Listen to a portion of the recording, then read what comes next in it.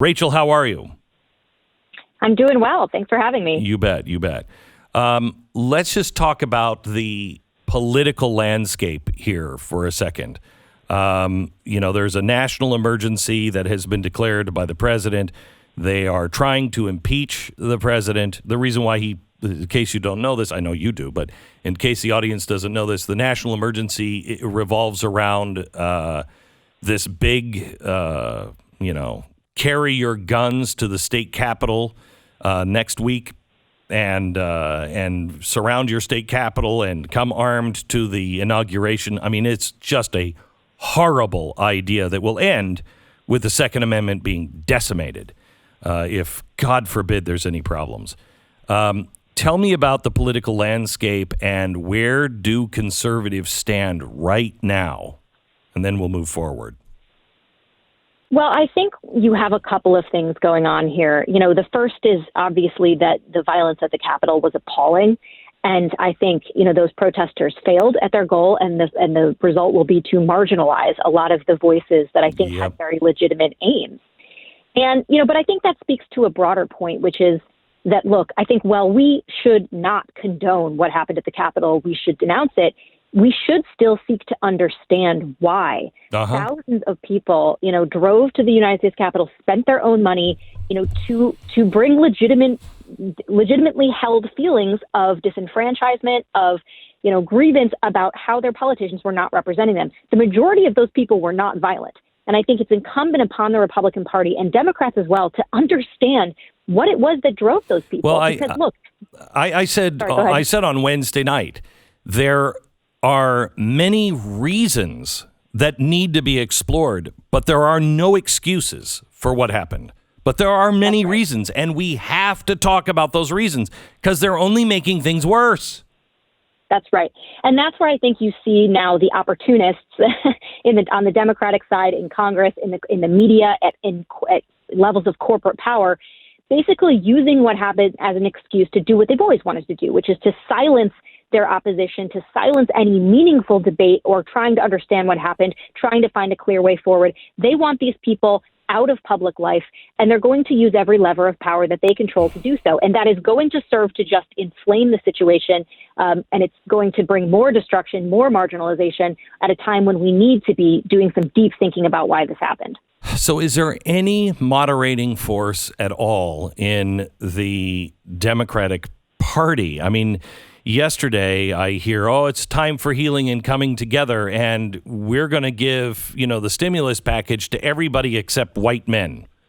And I was like, what are you doing? What are you doing? Is there any moderating factor at all that we can count on or that we can hope for?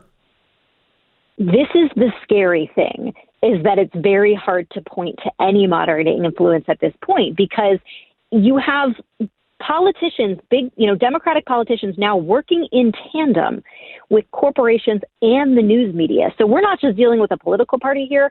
We are dealing with an operation of collusive power to try to silence, a group, not just individuals, but entire swaths of the American people because they hold views they don't like. There's a reason that Michelle Obama didn't go to Congress to say, shut down this rhetoric. She went to big tech. She made a public appeal to Mark Zuckerberg to eliminate political opposition. Same with Joe Manchin, did the same thing. Alexandria Ocasio-Cortez tried to get Twitter to remove her previous tweet supporting protests.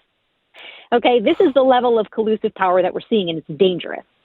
Okay, so let's stop there for a second because you've just written a really great article on Section 230. There's a lot of people that look now at the conservatives and they're like, you guys haven't done jack. You haven't done jack on any of this stuff. But they're kind of in a rock and a hard place because we don't want more government regulation. That, I think, is what Mark Zuckerberg wants. They want more regulation because they'll help write the bill. Section 230 is kind of this unicorn out there that we're all hoping, that, pigs can fly and wishes are horses, that this will stop and turn things around. Do you believe in Section 230? Is there anything we can do that can stop them, that won't bite us in the ass in the end? So I think the conversations around Section 230, were useful and instructive because it is a government subsidy that goes to these industries. But to your point, I do think it presents a lot of challenges. And I think at this point, it's almost child's play. I think we've almost moved beyond Section 230 for reining in big tech. I think we've seen how powerful they are. And I'm on the right and I'm screaming for antitrust enforcement after those companies have done to Parler and other alternatives. Is there anyone I know Elizabeth Warren wants, harsh regulation. Is there anyone that's proposing anything on the left that is acceptable to us that you have seen? So I haven't seen anything on Section 230 that I think from a conservative perspective solves any problems for me. I think it makes problems worse. But I do think there is some bipartisan cooperation on antitrust. And I'm not suggesting a politically motivated enforcement. I'm talking about using the laws that we have on the books. Because remember, antitrust enforcement is law enforcement. Right? It's not new regulation. It's saying, are there laws being broken in the market? If there are, we should prosecute those. We don't tolerate amnesty in any other area. Why should we tolerate it, for big tech? And so there is some cooperation on that point. Congressman Ken Buck from Colorado is a Republican, a conservative member of the House Freedom Caucus, has really taken a leadership role on this front.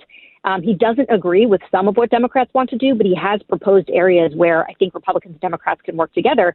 Because, look, these companies are now changing our democracy. They're changing the way that we live together and interact. They're changing who can speak, not only that, but who can hear, right? And that is having dangerous effects, I think, on how we live as a free society. So there has got to be action on this front. And I'll tell you, one other thing about antitrust. I don't have a problem in theory with companies deciding who speaks on their platform, right? That the companies do have First Amendment rights in that regard. The problem I have with it is that Facebook isn't doing it for 20% of the world. They're doing it for 99% of the world. Yes. And that is a problem that I think needs to be looked at. And so antitrust can play a role here. I think Republicans have to get serious about it. So there is a internet company, North Idaho internet provider, and they have now banned Facebook and Twitter from their services. So they're not carrying those. They're blocking them in northern Idaho in the Spokane area. And immediately Twitter and Facebook said, you can't do that. And they said, well, wait, we're a private company. We can say, if you can say this, why can't we say this? I mean, I'd love to see a bunch of internet providers do this so we could go to court with it. But is there a difference between this that you can think of? Well, this is the double standard, right, that exists for tech and for everyone else. It's not just ISPs, right? It's tech isn't subject to the same liability that newspapers are, that other First Amendment actors are because of Section 230. They occupy a privileged position in many ways. And I think the hypocrisy that you're pointing to here is that, ISPs to a certain extent operate like common carriers. They can discriminate, but it's very difficult for them to do so. But again, you have Amazon Web Services, which is almost de facto a common carrier at this point, yet they don't have to operate by the same rules. And that is something I think that is going to be a point of debate on the right in the months to come, is have these companies risen so powerful and become so, the scale is so large that they now sort of control the public square. If that is true, should they be subject to some sort of responsibility, liability, compliance responsibility that they aren't now? And that's, I think, going to be a question that's going to be posed to the right in the foreseeable future.